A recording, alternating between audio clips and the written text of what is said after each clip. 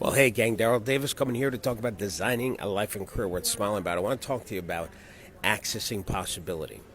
As I was driving to the airport here at this ungodly hour of 3 in the morning, I was listening to NPR. They had a story about Claire Patterson. He worked on the Manhattan Project. Later on, he's at a college and he was asked by his boss, hey, let's do a project. Find out how old planet Earth is. So he knows how you do that, or he figured, being committed to that question, how old is the Earth? He knew about uranium, and that when it decays, its final state is lead. So if you can measure the lead in a rock, which planet Earth is rock, you can figure out how old the rock is. So he gets a rock from space, this meteor or meteorite, whatever, and he starts experimenting, and it turns out there's too much lead. It doesn't make sense. There's something wrong, and he drives him crazy. So he realizes, geez, there's lead in the beakers, the glass beakers, and then he discovers there's lead in his desk, and then there's lead in the paint in his lab, and there's lead in his skin and in his hair. 7 years he's scrubbing, trying to get rid of all this lead, and he invents from this commitment to where's the lead, he as a scientist he kept being committed to this questions. So in being committed to the question, where's the lead now, he invents a positive pressure air conditioning clean lab, which is how scientists do their work now.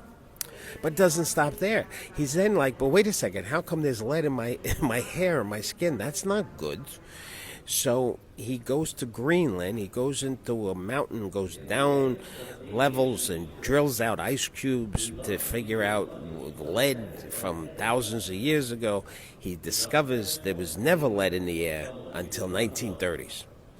And in 1930s, what happened? Well, the automobiles, they added lead to the gasoline to stop that knocking, that backfiring that cars used to do when they first came out.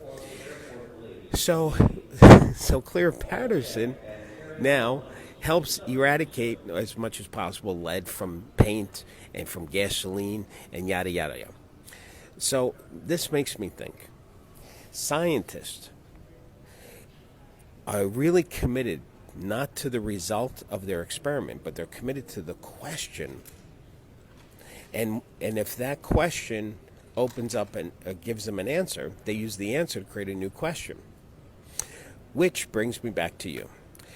In any successful endeavor, whether it's a real estate salesperson or an entrepreneur, what gives a person energy and enthusiasm and excitement and discovery, how they access what's possible in their life, is not a commitment to the end result, but it's a commitment to a question. And for the new salesperson, the question they usually come into real estate committed to is, how do you play this game called real estate?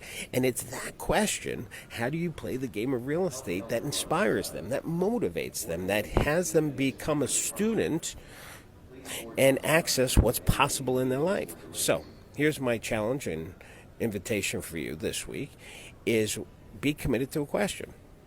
Not to the result, not to the answer, but to the question. Whatever the question is going to empower you, that's going to inspire you. Could be something about your character. It could be something about your business. It could be something about something you've been struggling with that you want to have a breakthrough in. The result will be the result. But if you're committed to the question, you might access other results, other possibilities that you never even dreamt you would access. So anyway, I hope this helped you. Have a wonderful day. And of course, don't forget to keep smiling. Bye.